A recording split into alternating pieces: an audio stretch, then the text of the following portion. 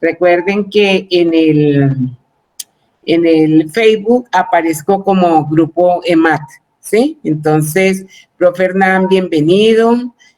Como siempre, esta es tu casa. Nosotros, como programas de licenciatura en matemáticas, programas hermanos, aquí estamos esperando recibir o compartir estas enseñanzas tuyas, así que bienvenido. Tu micrófono, ¿puedes activarlo? Tu micrófono. Ya, listo. Muchas gracias a todos por la asistencia. Igual que la profesora Marta y toda la comunidad de la surcolombiana, es muy bienvenida a nuestra universidad. La idea es ir afianzando estos lazos académicos. Quisiera preguntar si las diapositivas se están viendo. Perfectamente. Listo. Perfectamente. Tenía preparado la exposición para 2 horas, pero luego me dijeron que eran 20 minutos, la cuadré a 1 y no, entonces solo me venía a presentar y ya. No, mentiras. Soy licenciado en matemáticas y pues por la disciplina era algo muy duro ese proceso de formación docente desde la parte inclusiva. Pero quisiera iniciar con esta frase que dice que quien se atreve a enseñar nunca debe dejar de aprender, porque es la transformación que se ha dado desde la disciplina, la parte del saber pedagógico, al trabajar con población diversa, ¿sí? Porque es que si miramos, Colombia es un país pluridiverso. Encontramos diversidad en frutas, diversidad en vegetación, diversidad en animales y diversidad en personas. Entonces, uno debe ser consciente de las personas, tienen diferentes estilos de aprendizaje, tienen diferentes capacidades y uno a veces desde el rol y más desde las matemáticas, pues no dimensiona todo esto que implica la inclusión. Según el informe del seguimiento a la educación en el mundo, pues hay la diversidad de alumnos, pues hay unas fortalezas que se deben implementar, porque este estudio pues recogió la mayoría de países y dice que cada 100 niños, unos pueden tener discapacidad, pero estos grupos no son exclusivos. Hay otros que pueden ser pobres, pero pueden tener también discapacidad o pueden tener necesidades educativas especiales. Otros desde la discriminación desde las comunidades LGTBI, y eso nosotros debemos atacarlo desde la inclusión. Los inmigrantes, tenemos ahorita problemas sociales. En Colombia pues han tenido, hay un alcalde que ha sido, una alcaldesa que ha sido censurada pues por el problema con los inmigrantes, ¿cierto? Entonces hay muchos aspectos que uno debe tener en los procesos inclusivos. Es más, cuando uno llega a una comunidad nueva, ¿quién soy yo? Yo soy diferente, ¿cierto? Entonces, en esa diferencia debemos aprender a reconocernos, porque el nuevo en este caso soy yo y estoy aquí. Entonces, la pregunta es, la educación inclusiva pues tiene que ver con todos, ¿cierto? Pues porque si nos ponemos a mirarnos, hay personas que son más altas, más grandes, más pequeños, y entonces si nosotros no somos inclusivos, porque la inclusión es la respuesta a la diversidad, ¿cierto? Porque todos somos diferentes y entonces al reconocernos en esa diversidad, pues podemos ir ganando mucho en el aspecto académico. Me perdonan, a veces no es de mucho gusto mostrar tantos muñequitos, pero desde que estoy en esta sintonía de la inclusión, pues he visto que desde los estilos de aprendizaje hay que utilizar mucho lo multimedial, porque hay personas que son auditivas, hay personas que son visuales, hay personas que son kinestésicas. Entonces, trato como de privilegiar todos estos estilos de aprendizaje para ser inclusivo.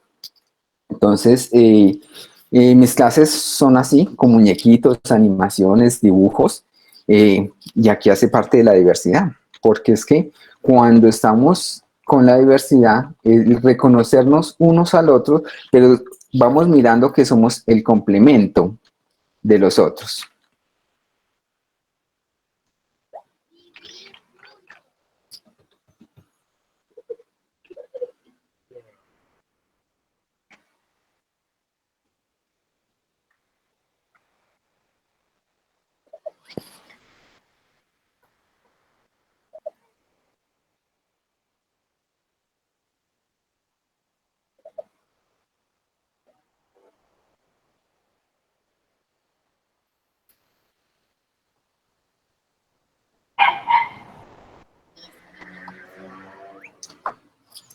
Y entonces, si no nos reconocemos en la diferencia, pues nos vamos a quedar solos, ¿cierto?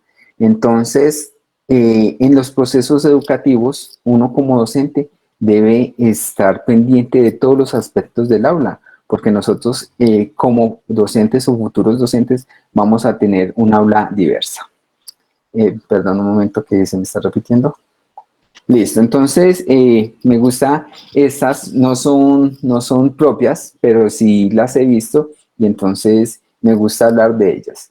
En un aula regular, pues vamos a encontrar diversidad de estudiantes y entonces vamos a encontrar el estudiante que es vivaracho, la persona que es algo desordenada, el que hace berrinches, que llora por todo, que quiere conseguir todo a manera de escándalo, ¿cierto? El que se enoja porque no le gusta lo que dicen, lo que se hace, la persona que tiene una necesidad educativa especial, la persona que es peleona, la persona que es demasiado tímida, la persona que es maleducada y, entre comillas, la persona que es normal. Entonces me gustaría preguntar, ¿por qué creen que Jorge es el único normal en este salón? Pueden abrir sus micrófonos, esto es un conversatorio y me gusta escucharlos. ¿Quién me podría decir o quién podría aportar? Porque no tiene un elemento que lo destaque, ¿puede ser? Puede ser que un elemento que lo destaque. Bueno, podríamos mirar que es el único que tiene gafas, ¿cierto? Y es diferente, tiene un elemento que lo está destacando. Yo diría que se le puede considerar normal porque es el que se acerca más a ciertos patrones que se han establecido, que es lo esperable, desde algunas conductas sociales o conductas que están dentro de lo que se ha normado que sería un alumno o cómo se comporta un alumno. Muy bien, muchas gracias. Exactamente.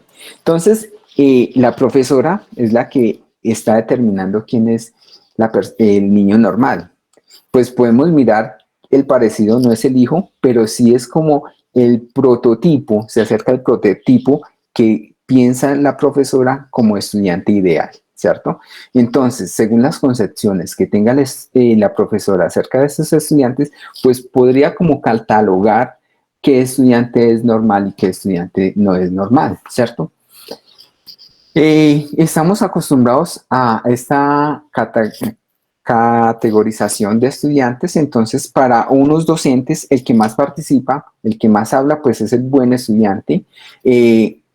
Para otros docentes el que no hace recocha, que está juicioso, así no entienda muy bien el tema, pues va a ser el buen estudiante, el estudiante prototípico. Entonces la reflexión es que uno a veces se sesga a una tipología de estudiantes y debemos reconocer que en un aula regular van a haber diversidad en los estudiantes y con todos debemos convivir y a todos debemos enseñar. ¿Por qué? Porque es que no hay que homogenizarlos, no todos son iguales.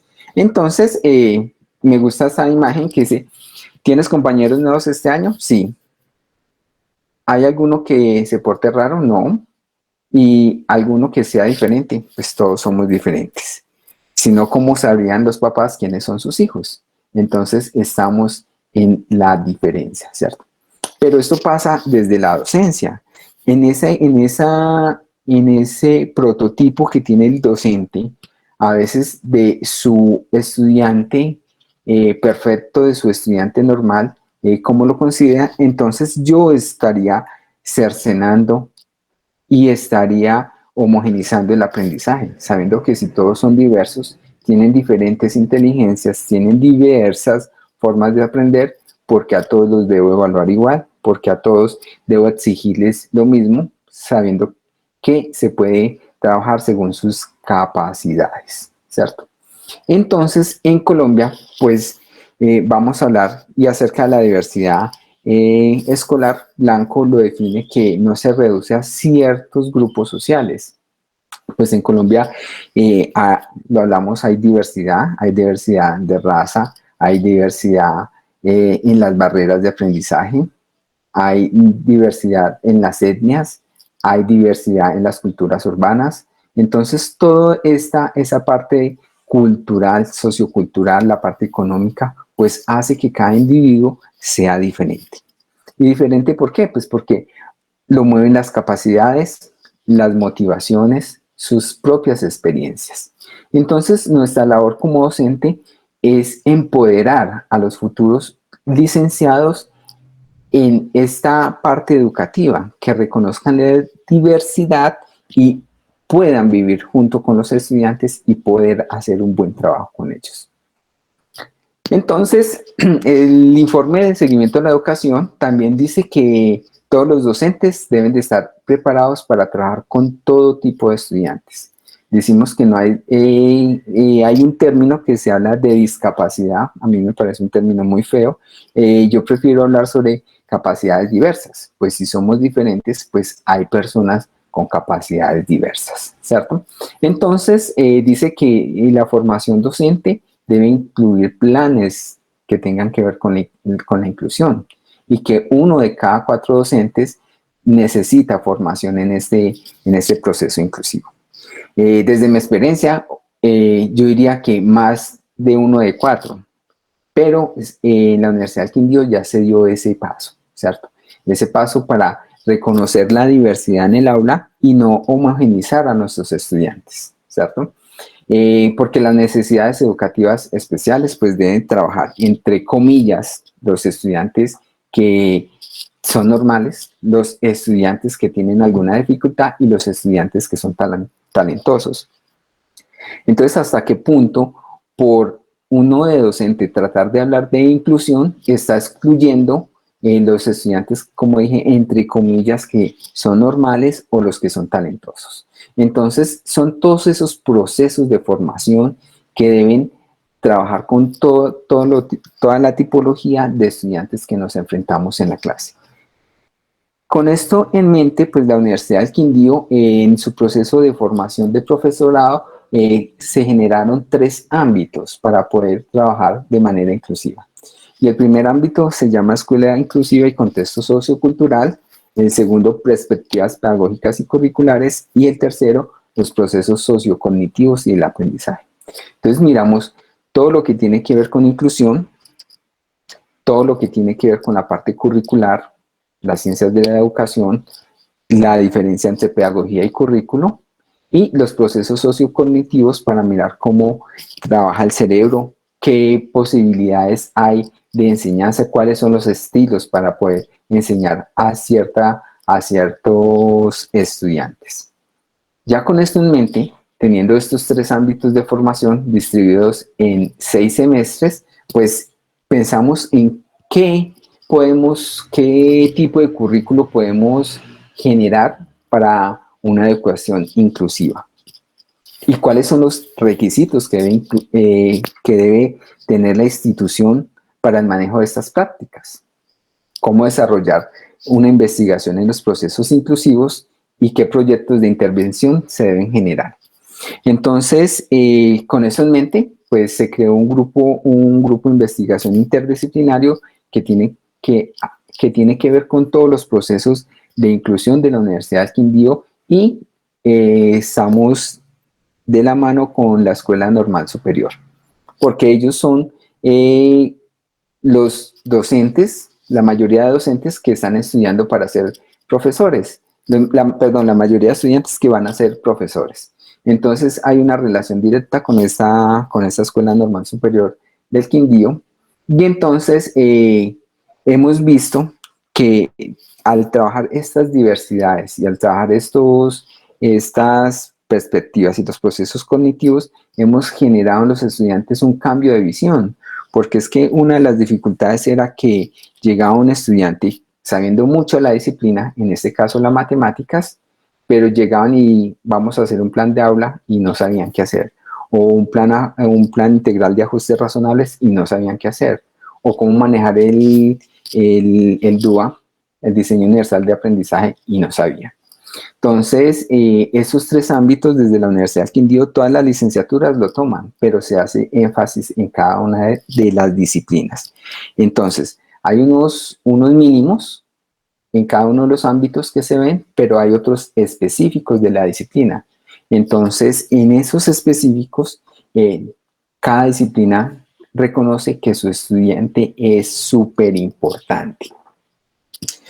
Y lo que pasa es que uno muchas veces de docente no conoce a sus estudiantes, y si no conoce a sus estudiantes, pues no sabe cómo actuar con ellos. A veces uno no sabe por qué el estudiante es mal geniado, o por qué su estudiante es indisciplinado, o por qué su estudiante no le pone cuidado en clase. A veces con acercarse y preguntarle cómo le fue hoy o qué le pasa, pues ellos se destapan y se crean como esos vínculos entre docente y estudiante y permiten que ese proceso de enseñanza-aprendizaje se articule.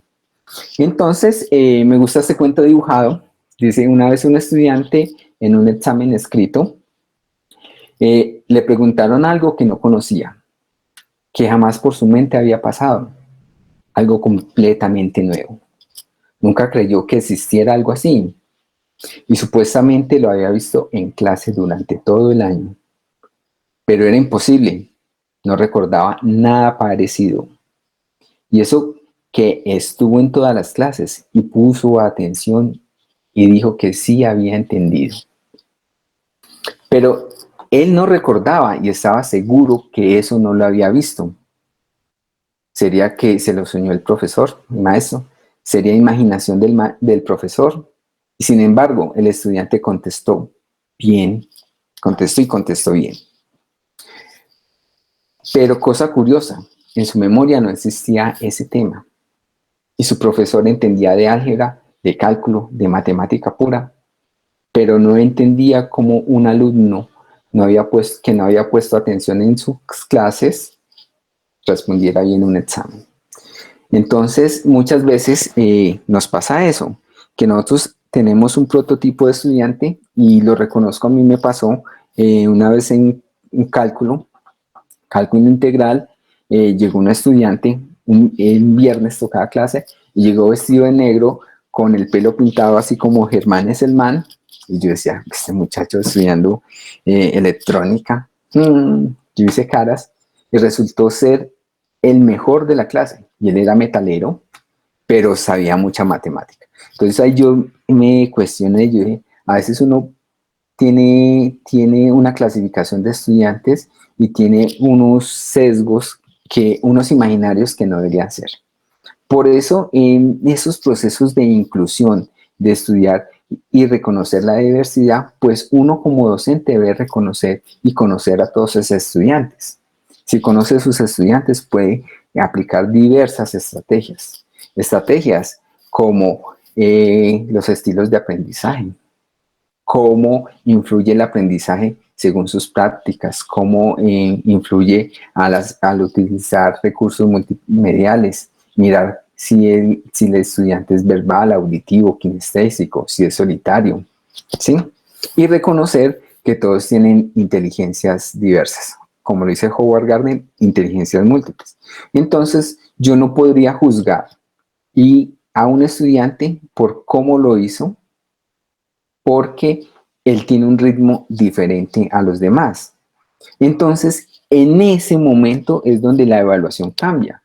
Y ya no es una evaluación calificativa, sino una evaluación formativa. Bueno, yo conozco su diversidad, yo conozco su ritmo de aprendizaje, yo conozco a mi estudiante con su inteligencia, entonces, ¿cómo va evolucionando en el aprendizaje? y cómo me está mostrando evidencias de que ese aprendizaje sí lo ha ido logrando.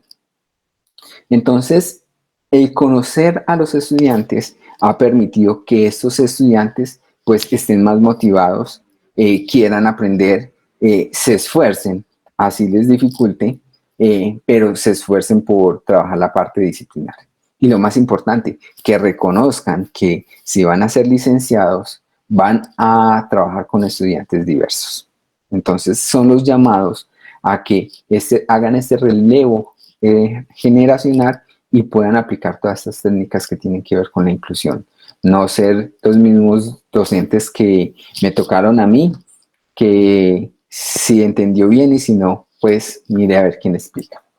Entonces, al reconocer los estudiantes y mirar los estilos de aprendizaje, las inteligencias múltiples, las estrategias que se pueden utilizar, pues vienen los procesos de investigación en educación inclusiva.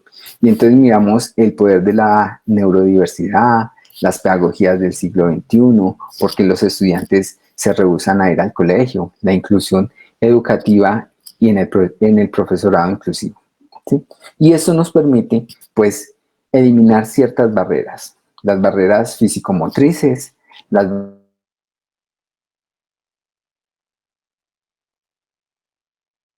culturales. En este orden de ideas, pues entonces estamos mostrando a los estudiantes que hay diversas barreras y cómo podemos atacarlas, cómo poderlas enfrentar, perdón.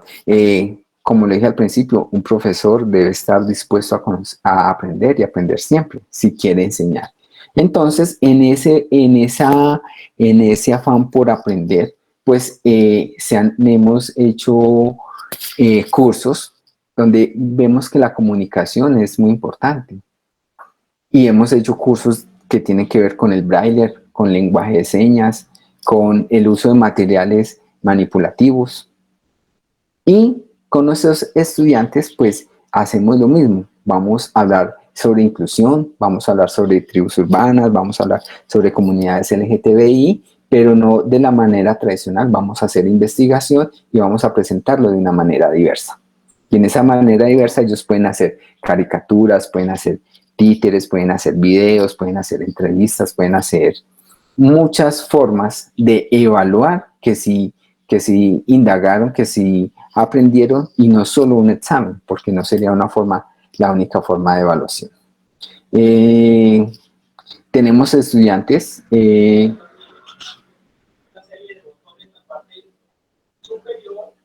donde de entrada estamos con opción en la opción del primer botón del público. Y hago un llamado de atención aquí al último botón, pero en la primera columna. Que usted hace clic en ese botón, se abre esa ventanita, se hace clic en interrogación, inmediatamente le coloca usted. Y hemos detectado que la universidad en esos esfuerzos de inclusión, pues contrata modelos lingüistas, intérpretes, personas que les ayuden, por ejemplo, a las personas con discapacidad visual o auditiva, pero la gran dificultad es que ellos lo que hacen es comunicar, pero si ellos no tienen la disciplina, pues difícilmente estos estudiantes van a poder aprender el concepto. Entonces están en nosotros los docentes formarnos, capacitarnos en estos otros como la lengua de señas, como el lenguaje braille, para poder formar a nuestros estudiantes y así poderlos evaluar, porque si no conozco a mis estudiantes, pues ¿cómo los voy a evaluar? ¿Cierto? Entonces, para nosotros, ¿qué beneficios trae la educación inclusiva? Pues favorece esa interacción social, fomenta el aprendizaje de valores, aprenden a relativizar y proponer y ponerse en el lugar del otro, porque una cosa es cuando yo estoy frente a una problemática y otra es cuando me afecta. Y lo igual que pasa con el COVID, pues cuando yo no conozco a alguien que le haya afectado, pues para mí eso es normal y puede haber gente que diga que no existe, pero ya cuando veo un familiar o alguien cercano que está implicado, pues ahí ya el punto de vista cambia, porque me pongo en el lugar del otro. ¿sí? Aumenta los niveles de autoestima y se asimila un comportamiento social. Eso era lo que les tenía como preparado para hoy. Qué pena si me demoré un poco. No, profe, no perdonamos. Caramba. Profe, muchísimas gracias, profe, muchas gracias por tu conversación, sobre todo porque, y creo que me corresponde preguntar de primeras, porque Sí. una de las inquietudes que siempre hemos tenido, que ya pues lo hemos dialogado, es como esa posibilidad que tienen ustedes de tener inclusive unos cursos o un aprestamiento, no sé, tú me explicarás ahorita, en medio de la práctica, dentro del, digamos, del currículo de formación del profesor. Entonces yo quiero tomarme de primeras como anfitriona la palabra para preguntarte, porque nosotros tenemos la misma dificultad, y es que los modelos lingüísticos no saben matemáticas. Y si estamos trabajando, digamos, toda esa parte del desarrollo del pensamiento, porque sabemos, por ejemplo, que los niños sordos tienen esa predisposición tan grande hacia lo visual, entonces uno necesita un profesor que realmente le mueva eso, que tenga, así como dicen cuando hablan del diseño universal, que tenga como esa posibilidad de mostrarle realmente esas diferentes alternativas que él tiene, digamos, como de llegar al conocimiento. Entonces, mi pregunta muy breve es, ¿cómo han logrado solucionar o siguen todavía en la búsqueda, o desde el grupo de investigación han logrado algunos apoyos puntuales, o cómo están viviendo la experiencia?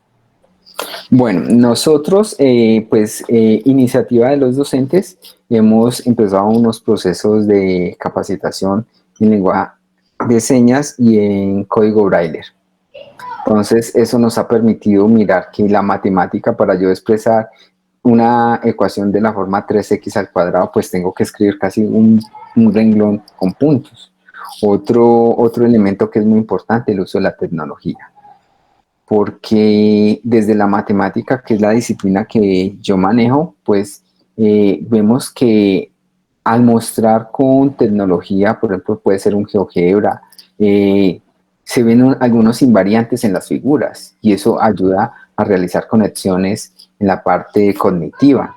Y entonces, claro, a veces uno no puede comunicar, hacer la demostración con palabras, pero es desde lo visual se pueden lograr muchas cosas que desde la mostración en el lápiz y papel no se podrían lograr. Entonces, son esas prácticas de sensibilización. Estamos con el Instituto Luz y Tejada de Pereira, y allá vamos a llevar los estudiantes a prácticas para que estén en relación con personas con discapacidad visual y discapacidad auditiva. Ya, bueno, muchas gracias, profe. Vamos a ver si alguien tiene tu segunda pregunta, y ya luego de esa pregunta recuerden que la conversación queda abierta. También quiero recordarles que tanto en el Facebook como aquí en el chat está el link para que puedan diligenciar la asistencia, así que pueden hacerlo. Son poquitos los que se han registrado hasta ahora. Entonces, no sé si alguien tenga por allí alguna pregunta para el doctor Jorge Hernán. Marta, yo tengo una pregunta. Sí, Valentina, claro, con todo gusto.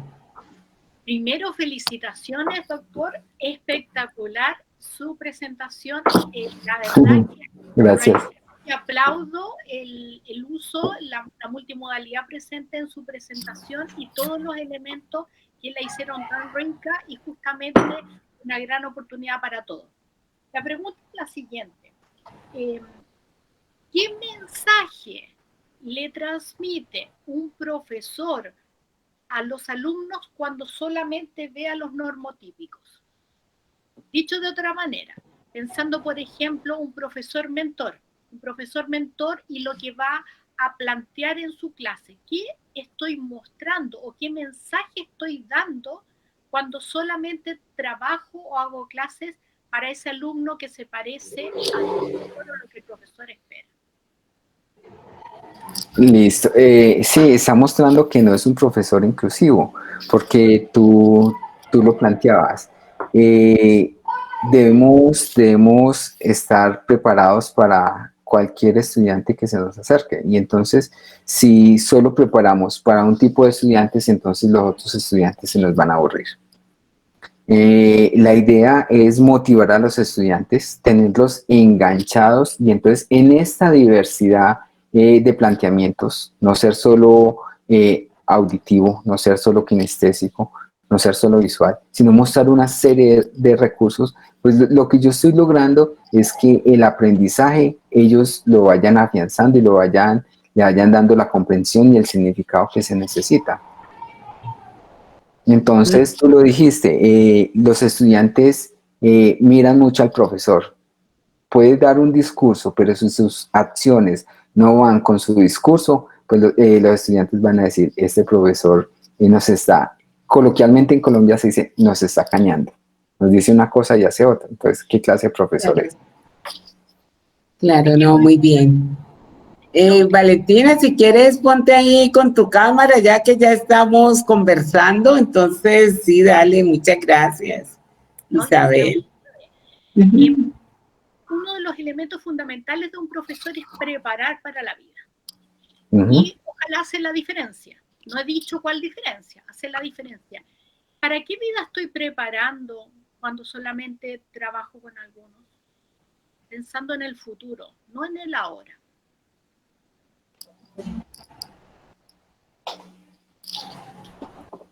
Se escucha muy bajito, yo no escuché.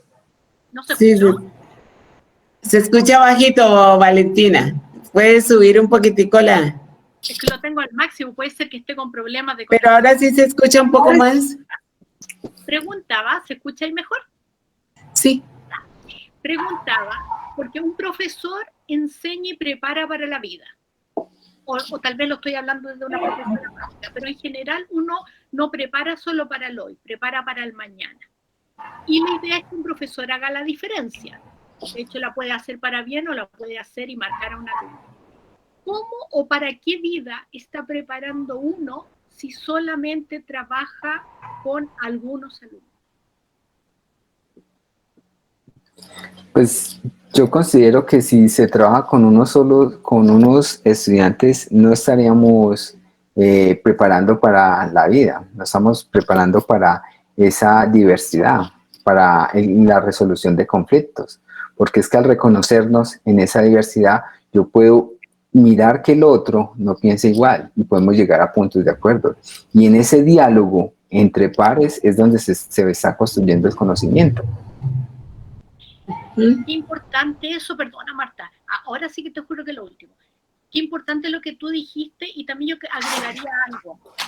Cuando nosotros hacemos eso, estamos transmitiendo también una valorización por el otro.